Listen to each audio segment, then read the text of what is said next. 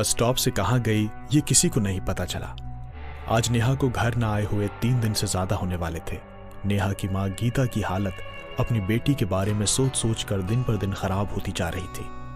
Police भी अभी तक नेहा का कुछ पता नहीं कर पाई थी। मोहित, राहुल और नेहा के बाकी दोस्तों से पुलिस ने पूछताछ तो की, पर अभी तक कुछ भी नहीं पता चल पाया था कि अचानक एक दिन नेहा की मां को इस केस के इन्वेस्टिगेटिव ऑफिसर अमित का फोन आया। हेलो, नमस्ते, मैं इंस्पेक्टर अमित बोल रहा हूँ। कुछ पता चला क्या अमित जी? प्लीज कुछ तो बताइए। ये कैसी छानबीन कर रही है आपकी पुलिस फोर्स? मेरी बच्ची ढूंढ दीजिए अमित जी, प्लीज। मैम आप प्लीज अपने आप को संभालिए, क्योंकि हमें आपकी मदद की जरूरत है फिलहाल। मदद? मैं आपकी कैसे मदद कर सकती हूँ? एक्चुअली मैम, आपको पुलिस स्टेशन आना होगा। हमें आपसे कुछ बात करनी है। क्या आप अभी पुलिस स्टेशन आ सकती हैं? जी बिल्कुल, मैं बस अभी कुछ ही टाइम में आती हूँ। गीता को इस बात का बिल्कुल भी अंदाजा नहीं था कि पुलिस इंस्पेक्टर अमित ने उसे पुलिस स्टेशन किस सिलसिले में बुलाया था। नेहा की मां को पुलिस स्टेशन पहुंचने में ज्यादा देर नहीं लगी। वो बहुत ज्यादा घबराई हुई तो थी ही, पर उसी के साथ साथ उनके दिमाग में अपनी बेटी के साथ कुछ बुरा होने के ख्याल भी घूम रहे थे। अमित जी, आपने बुलाया था ना? अरे आप आ गई Geeta ma'am. Please come with मी।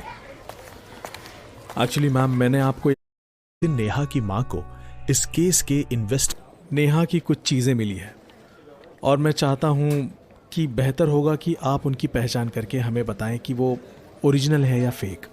आपको ये सब कहाँ मिला अमित? मैम वो नहीं, एक्चुअली हमें एक बॉडी भी मिली है एंड गीता जी प्लीज संभालिए अपने आप को। हमें आपके इस वक्त स्ट्रांग रहने की जरूरत है, प्लीज मैम। बट ऑफिसर, आपने मुझे ये पहले क्यों नहीं बताया? मेरी बच्ची, मेरी बच्ची, मेरी बच्ची। ये किसने कर दिया इंस्पेक्टर? आपने तो मुझे दिलासा दिया था कि आप लोग ऐसा कुछ भी मेरी बच्ची के साथ नहीं होने देंगे। तो फिर कैसे? अपने आप को संभालिए मैम। मैं समझ सकता हूं कि एक बेटी को खोना कैसा। आप समझ सकते हैं? आप कुछ नहीं समझ सकते इंस्पेक्टर। मैंने अपनी मासूम बेटी खो दी आज। आपने क्या खोया है? आपके लिए तो ये सब रोज देखना एक बात होगी, पर मेरे लिए मेरी जिंदगी का सबसे भयानक दिन है। भयानक। और आप कह रहे हैं कि आप समझते हैं? आई एम सॉरी मैम अगर आपको मेरे शब्द गलत लगे तो, पर ट्रस्ट मी, मैं समझ सकता हूं। आज से तकरीबन 3 साल पहले मैंने भी अपनी बेटी को खो दिया था, कुछ इसी तरह। आई अंडरस्टैंड कि एक पेरेंट का पेन कैसा होता है जब वो अपनी ही औलाद की लाश को देखता है, पर ट्रस्ट मी मैम, मैं पूरी जान लगा दूंगा टू फाइंड आउट कि ये किसने किया। अब आपके ढूंढने का क्या फायदा इंस्पेक्टर? मेरी बेटी तो अपनी जान खो बैठी है ना,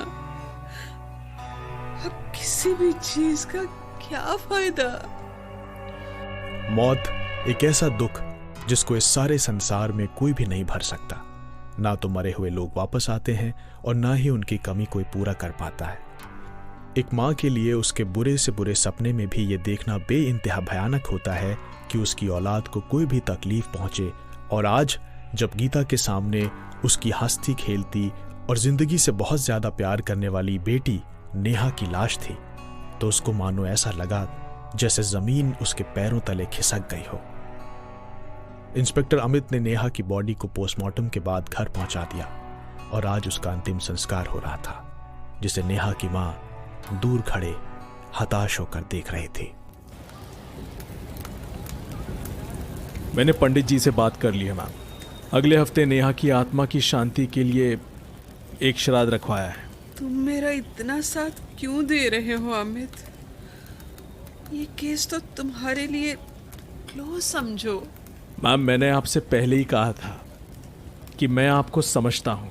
आफ्टर ऑल नेहा के बाद आपका इस दुनिया में और कोई नहीं है, ठीक वैसे ही जैसे मेरी बेटी के बाद मेरा अब इस दुनिया में कोई नहीं है।